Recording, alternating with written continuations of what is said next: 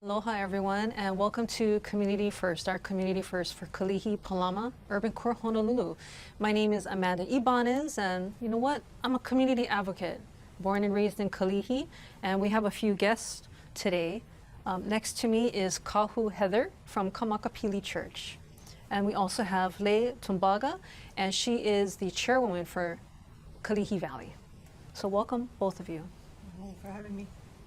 And so for today, I wanted to highlight the importance of having community leaders such as yourself. And you do so much for the community, and you're such a great leader and such a positive light in the middle of urban core Honolulu jungle, which that area, if you can highlight and talk about it throughout our conversation here at the table on Honolulu. I want to say the first time I met you, how we met was just, it was just a weird coincidence. And I believe there was a fire in Kalihi, people of Hawaii that are watching this right now. There was a fire in Kalihi, and it was on Austin Lane near Tamashiro Market, if you know where that is, where Kaumakapili Church is, and there's Tamashiro Market. And across the street, there was a warehouse, or is a warehouse, and it was on fire. In fact, I believe it was on a Sunday. It was on a weekend in September 7th. I believe it was September 7th. September 7th, yeah. But it was on a weekend. I remember that, and I'll give some highlights, because I was it actually started at Liliha Bakery in Liliha, because I was trying to stop myself from buying a delicious donut. And I looked to the sky and I'm like, Jesus, God, whatever, whoever, whatever, higher power, give me a sign. And I looked to the sky and I saw smoke or something looking like smoke. And I was like, maybe that's holy chicken. Let's go check that out. You know, that's a better option. Protein. Let's go for it. So I was like, okay, you know what? I'm going to take that as my sign, because I was asking God for something.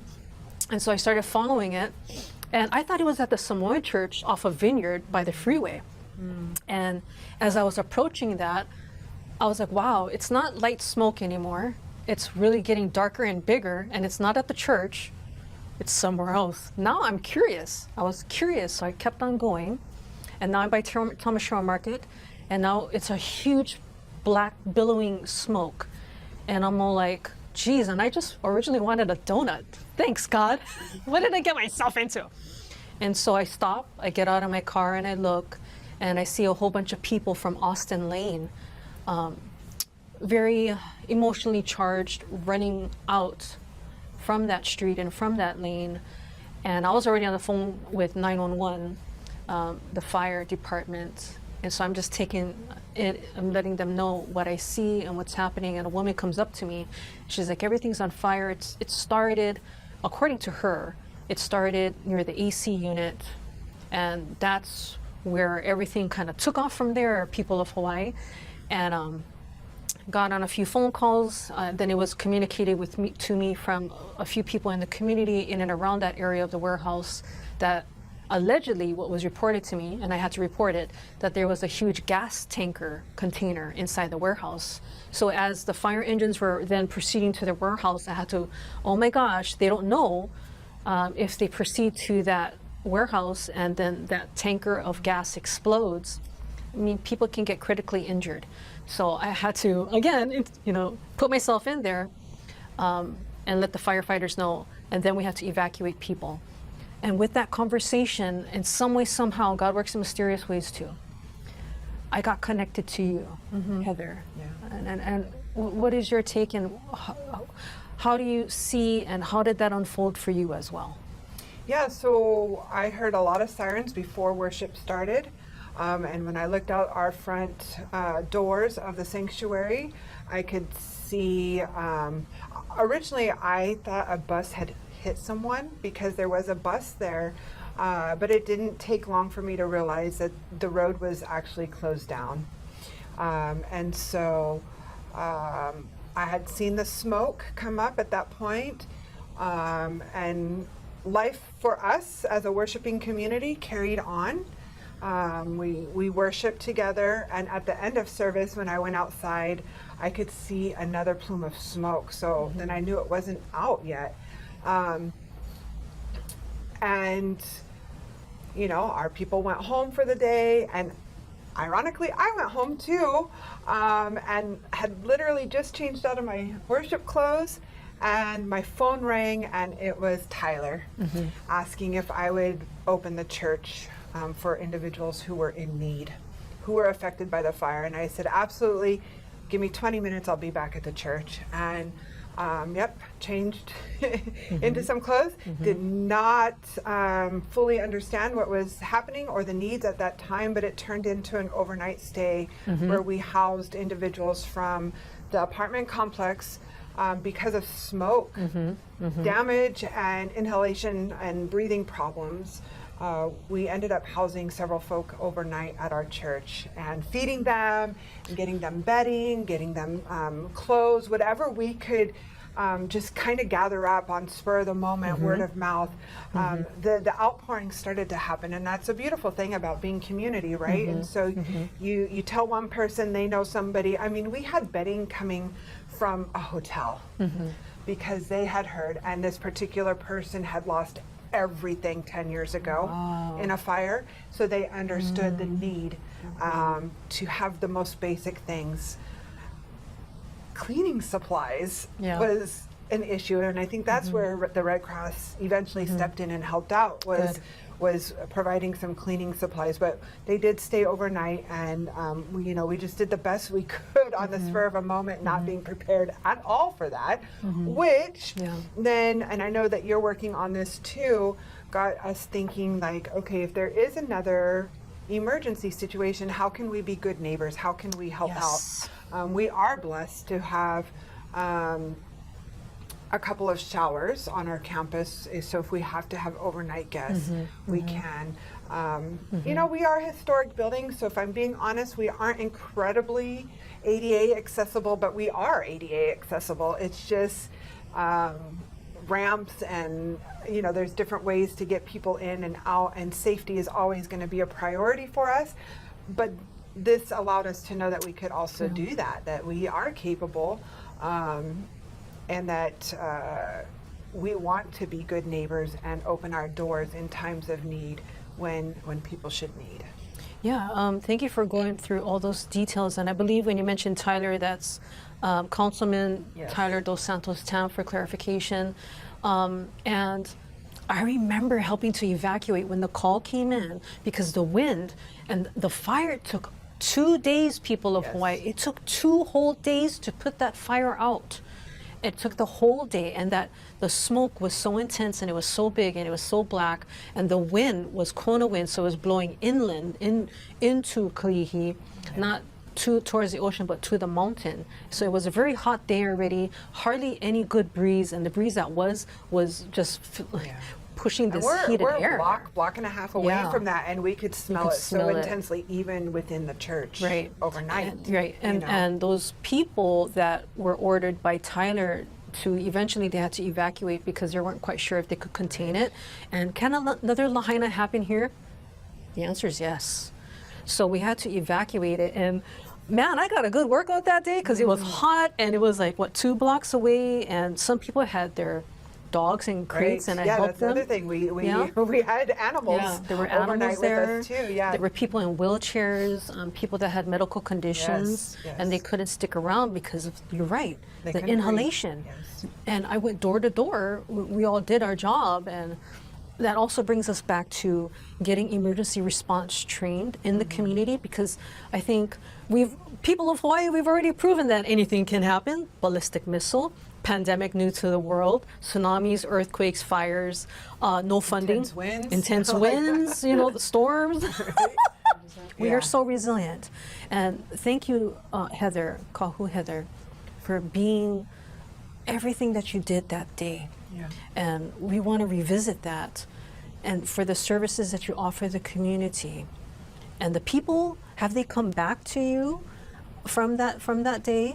What is the buzz about that? I've kept in touch with a couple of individuals, wave in passing as we go down the street and see each other. But I also have, I've had one individual in particular who has reached out to me recently even, in need. And I think that's indicative of the area that our church is in. We are in a very beautiful area, but it is a high need area. And so we deal a lot with houselessness, with crime, with drugs, with murder, sadly. And so we're just trying to, the church in particular, and our goal is, our vision, our mission is to always, first of all, it is the second oldest Native Hawaiian church on the island, and so we want to honor that heritage as well, right? So above all, we are Christian, and secondly, we honor the Native Hawaiian roots, the culture, the people, the language. And so if you come and worship with us, you will experience all of that on any given Sunday, because aspects of our service are still done in Olelo, Hawaii. How wonderful. So, it's a beautiful, beautiful place. Not only is it historic, the building we're in right now is our third building due to fires. There you go. We lost our second one during, I don't remember the year off the top of my head, but I know it was when they set Chinatown on fire to eradicate the bubonic plague. That's the embers right, wafted that over happened. and burnt the second church down. And so this structure that we're in right now on South King Street is our third sanctuary structure. And it is historic. It was finished being built in 1911. And so a lot of the work that I find myself doing right now is to be a protector of our land and of our structures. And so even with the houselessness issues, that's a lot of what we're dealing with every single day. But I wouldn't trade it in for the world. I love being in that neighborhood in particular. There is a lot of need there, which means I have ministry to do. So I've been at this church for 2 full years. I'm in my 3rd year now. So it's still about forming relationships and getting to know people, getting myself out into our community. And that has been happening. And I've made some wonderful connections. And you're one of them. Thank you so much. We are all blessed. You that day. So that's, I think, it is all about relationships, and I agree. I think one of the most beautiful things about living in Hawaii is the people rise up in times of need, in times and support of need. one another, and we've seen that time and time again. And so I'm not special. I just did what I knew I needed to do that day, and again, I didn't necessarily know what I was doing or what I was saying yes to. I just answered the call and showed up, and then it turned into, well, I'm sleeping at the church tonight because I have people who need to stay at the church. Thank you. And so, and we made sure that we were secure, and we had people sleeping in our parking lot. We had somebody watching the cameras so that we could just make sure that all of our guests were safe. Yeah. Wow. That was a good 2 days worth of a lot of things going on. I was exhausted, and I know you had to have been too. I remember in the beginning, because the church wasn't open yet. Humbly, thank you so much. A warm mahalo to you, Kahu Heather, for opening the doors, and because you just didn't. We're just going to deal with our own congregation and the services that we provide. When there was, and you're correct, highlighting it, how important that is. When there is an emergency in the community, your heart was open to all. It didn't say, Mass is done, I have another appointment. You saw the need, and you rose to the occasion to meet the needs of the people when it mattered most. And so that is what is important. I also wanted to, if I could, highlight the high needs, because man, we could have like a whole month worth of just what that means. Because homelessness, houselessness, unaffordability is touching the lives of everyone. Now, is at your congregation, I'm just curious now, how is it affecting, do you guys have that conversation in your congregation to those that you outreach to? And what are you seeing? Has it gotten less? Has it gotten more? What are you noticing? Sure. So because Kaumakapili Church has been in this particular space for 100+ years, we are very well established. And so we've started 2 wonderful ministries in our Kalihi Palama Health Center started in our sanctuary. 50 years ago last year. That's amazing. And so they would have their offices in the back of the sanctuary. And so the church would worship on Sunday, and then the offices would be open during the week, and they would function out of that until and now they have multiple locations, right? So that sprung from a need from Kahu Richard Wong to help the people in the neighborhood. And so we are a Hawaiian church, yes, but we are a commuter church, because and I believe I just read this last week, that we are the most densely populated area on island of immigrants. And so we have a lot of need in our neighborhood, a lot. And it can be rather overwhelming. And so one of the ways that we kind of nibble at that, if you will, is we have had for decades a food pantry on Wednesdays where we invite people in, and it used to be, here's your bag with 10 items, and you can take it and be on your way. And then they found out that people were going through and leaving stuff behind that they didn't want, and it was just creating kind of rubbish on the property, right? And so I was so proud of them, and this is well before my time. This is years ago too, but instead of just saying, well, we're just going to shut this down and be done if you don't want the food we're giving you, no, they changed their model, and so now we call ourselves like a little market, and so we have shelves, and we put food on the shelves, and you still are getting 10 items, but it's the 10 items that you want. And some people won't leave with 10 items; they'll take less. But we also have partnerships where we are able to pass out tofu sometimes. This last week we had some bread and salad and different things. So fresh. Sometimes we get extra fresh things that we don't normally get, that we are able to pass out in addition to those items. So, but the big ticket items are rice, canned vegetables, meats, broth, like chicken broth. That's what the people want. Beans. That's what they're going for. Our people, Rice, our clientele, broth, our clients prefer those kinds of things, even like dry pasta or whatever. Dry pasta. So, yeah, so we try to we get from the food bank.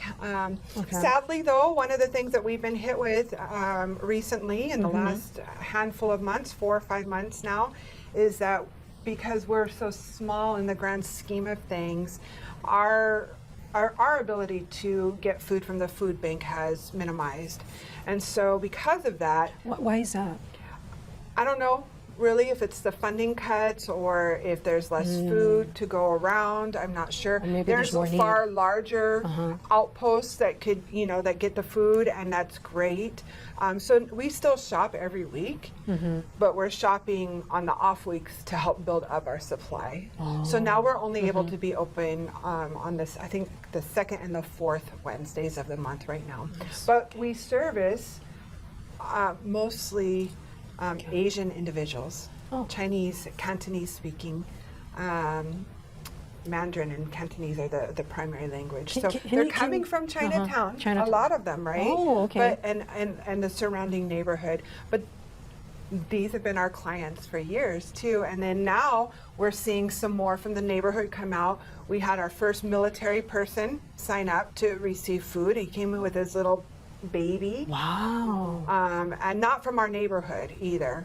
And I can't disclose from where, but just we know that the need is real and our families are being affected, and even somebody who works for our government, and it was during the shutdown, but still, somebody who works for our government not receiving their paycheck, their money, couldn't afford food and was there to support his family. So, I mean, these are the times we live in. These are the needs that we have. And those needs are going to continue to grow. I agree. So us having less food is not helpful to our neighbors. But that's where we're at. And we deal with that as it comes. So again, we're not closing down. We're just reshaping how we do it, which means for us, the 2nd and 4th Wednesdays of the month now. And hopefully we'll be able to open up every week again soon, but for now. I wanted to ask if it is possible for people, for a neighbor who can't get enough food from the food bank, is it possible for people like us, right? Like how the hotel, they donated sheets, could we be able to donate maybe those same items, rice, canned vegetables, chicken broth, dry pasta, if we could donate, or even give money to help pay? Yes, and yes. Thank you for asking. be happy to receive donations anytime. In fact, something I started when I first came there a couple years ago for Super Bowl Sunday is Super Bowl Sunday, SOUPER Sunday, which is a national organization, but I did it low scale. But we don't collect soup anymore because that's not what they're fans of. So we collect either the broth or pastas, rice, beans, whether dried or canned, vegetables canned, fruits canned, those kinds of things. So that's always, we would love, love, love a donation of food, or monetary we can also do. Yeah, that would be so beautiful, but not, yeah. You could always rebrand, instead of Super Bowl, it could be broth bowl. Right. That would be fun. That would be fun. Within our own church, Yeah. every last Sunday of the month, we do a special collection for the food ministry. But having outside help also, we had another congregation recently gift us a donation to help with our food ministry. So, Nice. So that's a beautiful collaboration too, right? Because we know that the money is going to be used to help feed our neighbors in need. That's right. Now, when you said those certain days, can you highlight that again, and maybe like where exactly do they contact the church first, and what are the hours that they can drop things off? Okay, yeah. Our church office is open Monday through Friday from 9 a.m. to 1 p.m. The food ministry is happening on the second and fourth Wednesdays of the month right now, and that takes place from 9 to 11. So if there's anybody who needs, you just come in, we can get you signed up, and help in that way. So Excellent. And I like to highlight the part that you mentioned, that when we had the federal funds shut down, that can happen at any moment, at any time, and that is the conversation that on the federal level again is being said. What is the cutbacks? What is that going to look like? Is that going to even persevere even further? Because I know some federal workers are getting some notices, in fact, that actually might be, and so they're notifying them in advance, like, you got to tighten your belt a little bit. So I wanted to highlight the need and the information that you just gave us just now, that it affects everybody. We're all on this island, in this community, not only for ourselves, but what happens here affects everybody, including, you even mentioned the military. When we're having food shortages, if we're having a natural disaster, any kind of disaster, federal funds cut back, that you have been there, and our community is there for each other. Because I also wanted to highlight, having these kind of conversations are important for this to be on Honolulu, and for the people of Hawaii to know that when disaster strikes, when uncertainty is hitting on your door and knocking on it, which is for everybody nowadays, that the community does rise up. And I do want to emphasize that, Kahu, Heather, how powerful that statement, as simple as it is almost a value that people have forgotten. Well, and isn't that one of the truest meanings of aloha, right? And just really being there to support and love our community, no matter who they are, what they're facing in that moment. I think even though we're separated by some water, the islands, like when Lahaina happened, right? We felt it here. It impacts all of us because we're brothers and sisters. That's right. And so That's right. Enough of this hatred, enough of the bullying, enough of the negativity. It's all gotta come to aloha. I agree. We gotta love one another. I agree. We gotta love ourselves too. But we gotta love one another, and that's what I love about Hawaii though too, is like we do show that love so often. Yes, you hear a lot of negative stuff in the media. That's right. And that is all happening. We can't negate that. But I love stories that highlight people rising up and being better. Such as this. And sharing love, sharing that aloha, Aloha is not just in a can, people of Hawaii. It's not just for sale on a sticker, on a card, postcard, or on a magnet. Aloha has more meaning, right? It's ingrained. It's got to be in your DNA.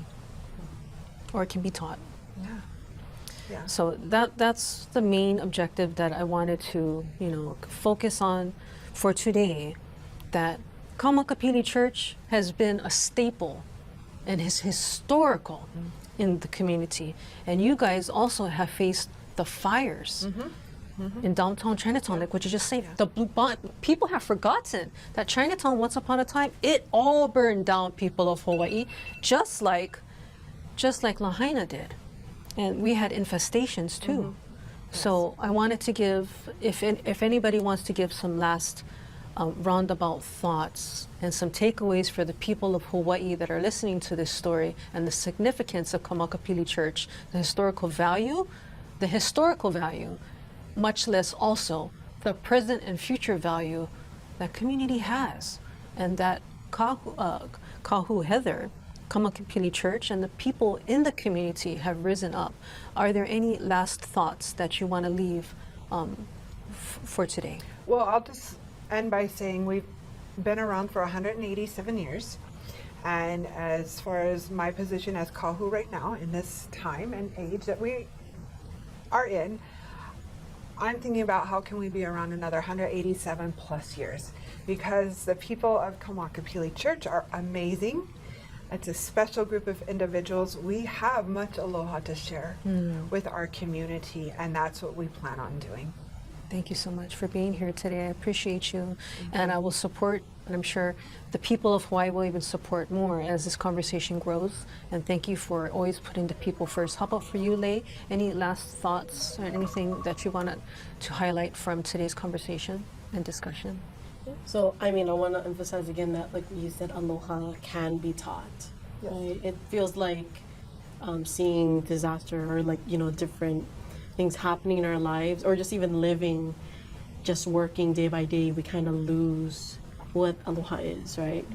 And I want to just remind people, for me at least, it feels like it's a passion, like a light, like fire. You feel fired up, passionate, just to help. If that helps anyone to recognize, if you feel that fire, feed into it, and just show up and show out. Thank you so Showing up, much. so Show important. up and show up. Final thoughts. Thank you again, Kahu Heather, for being here today. It's a blessing beyond disguise for the people of Hawaii to hear the significance of this, much less diversity. Hawaii is full of diversity. We should celebrate that in our heritage, in our food, in our culture, and we share that with one another. But let's not let the diversity divide us. Let it be something that unites us. As unique as we are, we should celebrate that and also give back to the community which we are. Thank you so much, and we'll talk again.